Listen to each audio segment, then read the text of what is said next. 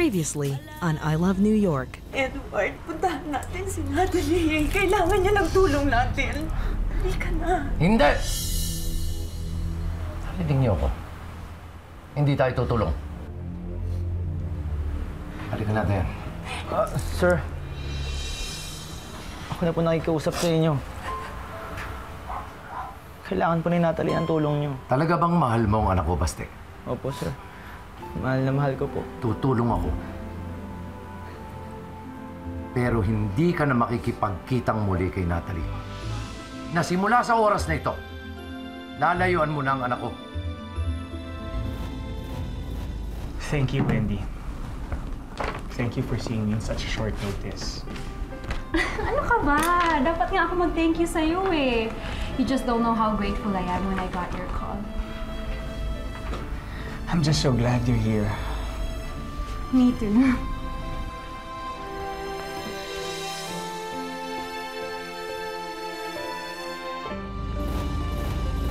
Hello, I Love New York Boutique. How can I may help you? Sweetie. Hello? Ha? Ano? Papunta na ako dyan. Ano po to? Isang kasunduan, yan ang magpapatunay na kapag nahuli kitang nakikipagkita sa anak ko, maaari kitang ipahuli at ipakulong sa mga pulis. Hindi ko po kaya. Ayaw mo, Baste. Tandaan mo, nakasalalay sa iyong mga balikat kung malulumpo o hindi si Natalie. Kaya bang dali ng konsensya mo yun? Kung sakaling malumpo si Natalie.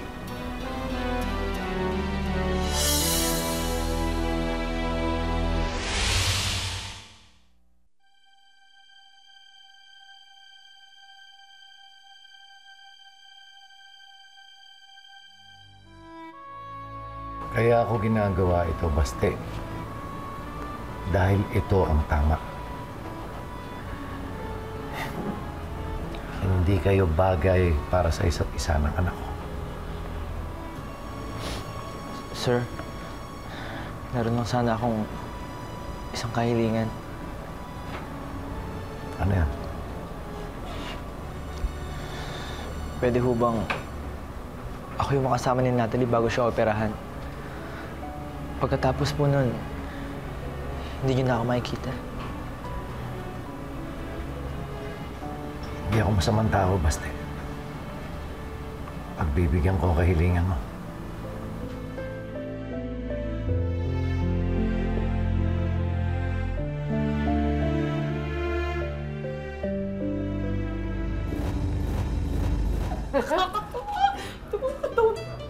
Bango? Bango anak ko? Tsaka yung telepono nila, ibang klase oh. Oo, ang galing. Saan yung makan? Ay, ganda-ganda. Ate! Polly! Nay! Polly! Anong ginagawa niyo dito? Teka muna. Ha? Huwag mo ko tingnan ng ganyan. Lumalaki butas ng ilong mo, Polly. Parang sisugutin mo ako.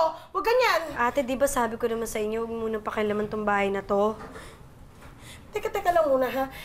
Susi lang. Isang susi lang ang hawak ko, ha? Ha? Yun lang. Hawak ko lang yung susi. Hindi ko alam to. Wala kaming idea dito, ha? Ano ba to, Nay? Polly, tama Ate Jing mo. May pumunta sa bahay, sinundo kami at dinala kami dito sa bahay na to. Sino nagpasundo sa inyo? Ang magiging asawa niyo, ate. Oo, Polly. Pinasundo kami ni Albert. At sabi, dito na raw kami titira. Oo. Anak, ganda-ganda naman ito, Polly. Kakatuwa. Ganda-ganda. Hindi mo kabuha, no? Hindi ko na alam yung gagawin ko. Litong-lito na po ako eh.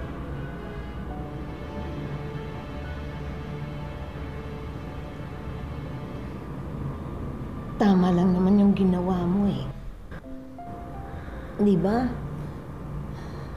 Hindi ka naman siguro makakapayag na malumpo si Natalie.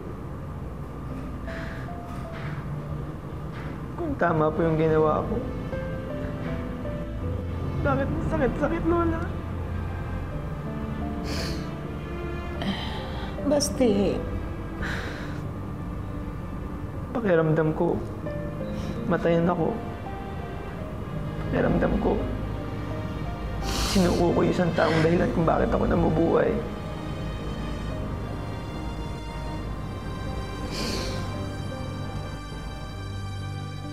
ginawa mo lang yun kung anong dapat. Para ito kay Natalie ang ginawa mo, hindi ba? Gusto kong magwala. Gusto kong magalit. Gusto kong sumigaw. Pero alam ko kahit anong gawin ko, wala na rin ako magagawa. Talo na ako, Lola. Talo na ako.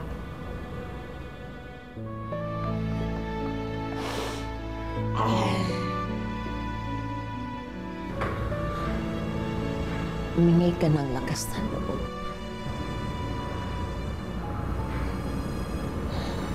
Sa kanya. Hindi kanya iiwan. Sa mga pagsubok mo. Gusto ko lang magpakatatag ka. Magpakatatag ka.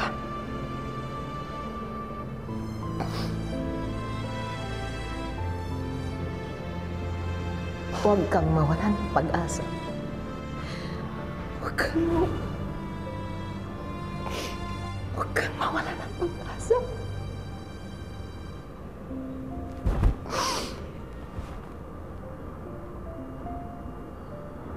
Gusto ko lang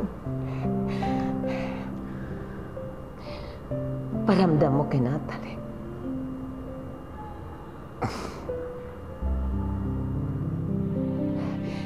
Paramdam mo sa kanya kung gaano mo siya kamahal.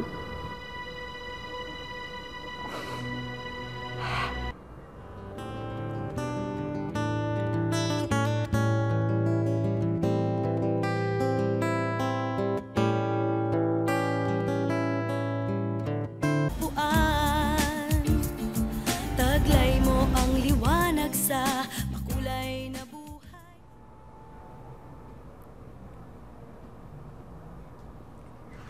Baste!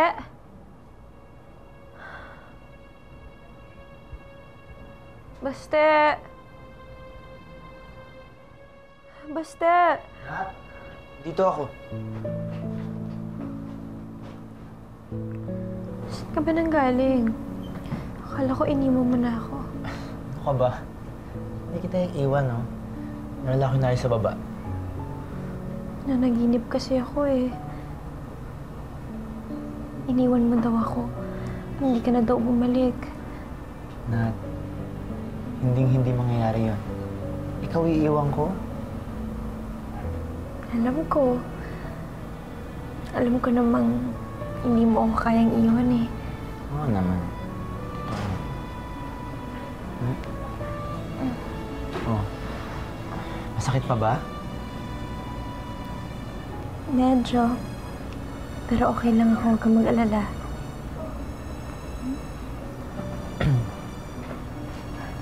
Sino? Good morning, Natalie. Mamaya, naka-schedule ka na para maoperahan.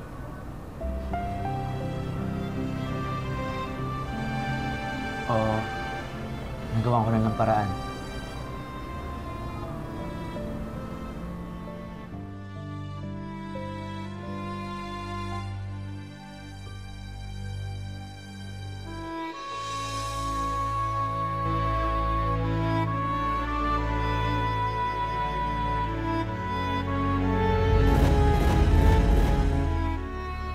Ang ibig sabihin, Polly, si Albert ang namigay ng townhouse na to sa sa pamilya mo? Ano sabi niya? Ay. Hi ka dyan. Oo, kasi maniwala ko unang-una, tinan mo ha. Yung shop, Albert. Tapos si Chichi Laro, di ba siya ang nag-ayos ng kaso? Tapos ito, townhouse, oh! Diyos ko naman. Alam mo, Sushmita, kahit nga ako hindi ako makapaniwala eh. Ay, dahil maniwala ka. Totoo itong nangyayari. Tinan mo, oh. Ito na, this is it. Diyos ko, alam mo kung may lalaki lang talaga na parang si Albert, nako, isi-xerox ko para magkaroon din ako ng sarili ko, no? Ang swerte-swerte mo, te. Ang swerte mo. Oo, di ba? Kasi may lalaking kagaya ni Albert na talagang nagmamahal sa'yo, di ba? Akin na nga yan, ang ganda pa ng mga tropilos. Oh, di ba? Ang gaganda, no?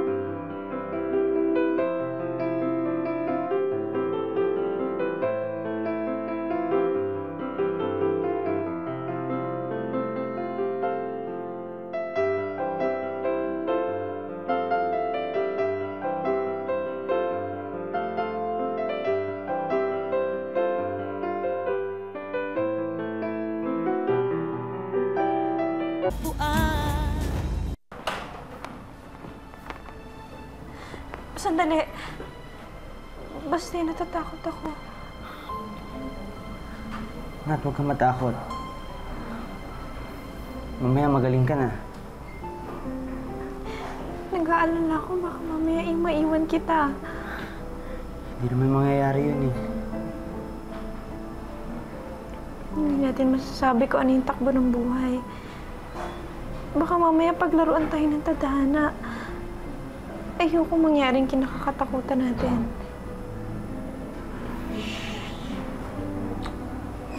Huwag isipin yun. Hindi mangyayari yun, okay?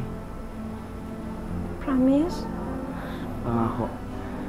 Kaya mamaya, kapag nasa operating room ka na, dito lang ako sa labas. Aantayin kita. Aanbangan kita. Kaya huwag kang bibitaw, ha? Mag-aantay ako sa'yo, Natalie. Basta... Sir, papasok na po namin siya. Basta...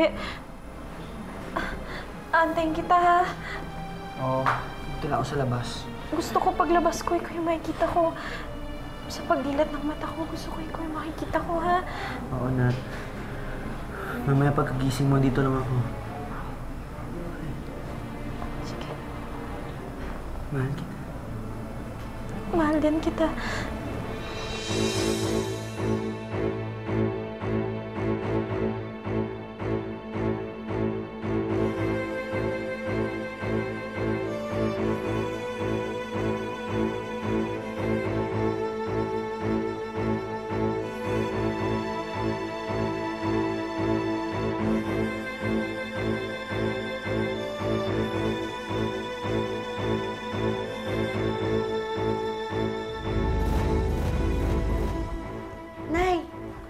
Iniisip mo siya, no? Sino po? Eh, sino pa? Eh, di si Albert. Po. Alam mo, anak, hintayin ko sana ang araw ng kasal mo bago ko ibigay ito sa'yo, eh. Pero hindi ko na mahintay. Para sa'yo yan. Galing yan sa lola mo, Binigay niya bago ng kasal ko. Pero nanay, hindi mo to hinuhubad eh. Sa'yo to. Polly, ano ka ba? Sige, sa'yo yan. Tatampo ko sa'yo. Salamat po. Maligaya ako, anak. Maligaya ako kasi alam kong masaya ka. Sa pulong bata ka, hindi kita nakitang ganito kasaya. Nay, alam kong mahal mo si Albert. At magiging lubos ang kaligayahan mo, anak.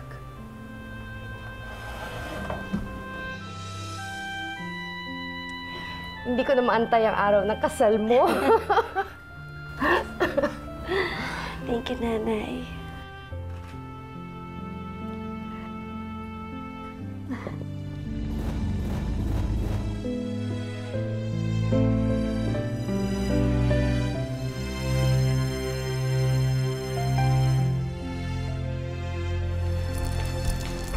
Ken, Nasaan si Natalie?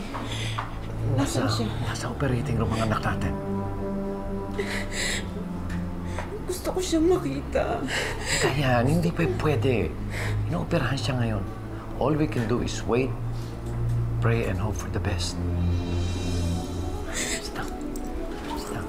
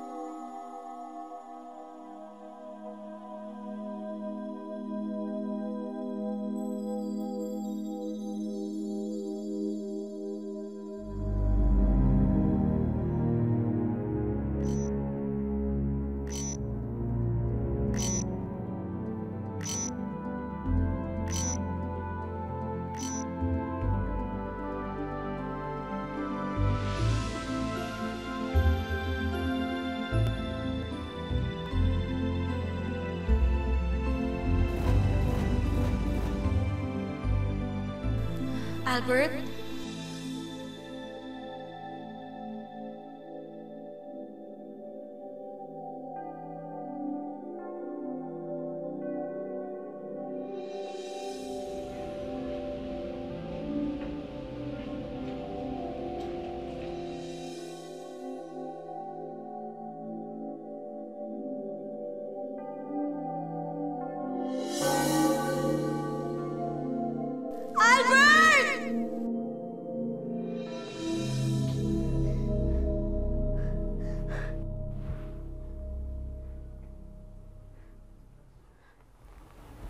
Ano kaya ibig sabihin nun? Polly? Bakit? Bakit, anak? Saan ka papunta?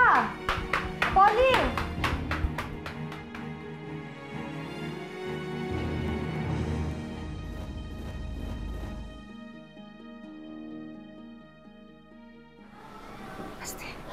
La, bakit ang tagal?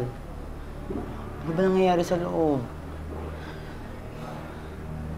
Hindi ko rin alam eh. Magpakatatag ka lang, ha?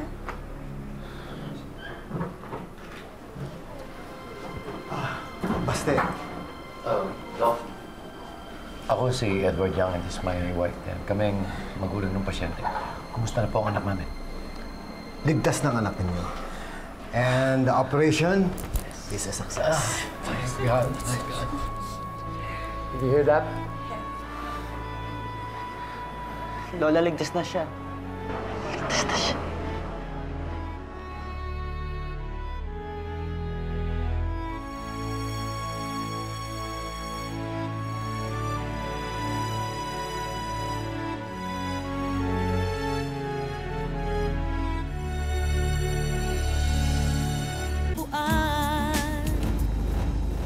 Sige na, basta bilisan mo lang.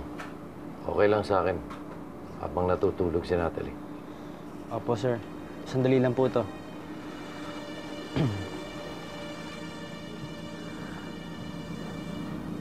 Nat, patawarin mo ako, ah. Masakit din sa akin to. Walang kasing sakit. Pero mas pipiliin ko na magalit ka sa akin. Kasi namang makita kang lumpo habang buhay. Pagdadasal ko yung kaligayahan mo. At salamat sa lahat. Sa lahat-lahat. Tama na yan, basta.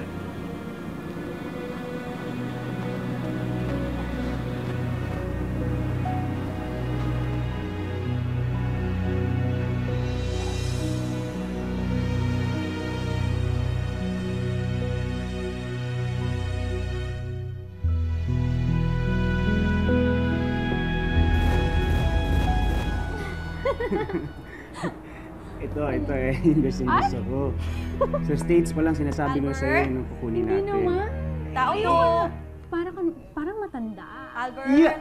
Alam mo, niloloko na naman yung taste ko. Albert! Wendy?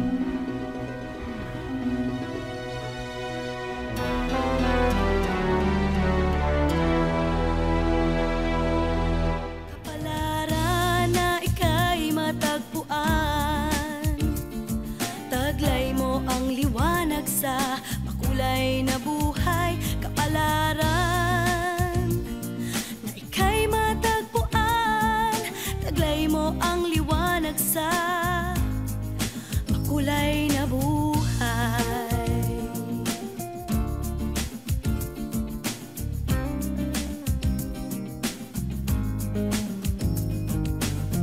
Inaming naramdaman, inamin pati kahit di ko kasalanan. Saksi ang kalangitan, baliw na o martir ang itawag mo. Sa paso ng pag-ibig ko'y di madadala. Kapalaran na ika'y matagpuan. Taglay mo ang liwanag sa makulay na buhay. Kapalaran na ika'y matagpuan. Taglay mo ang liwanag sa makulay na buhay.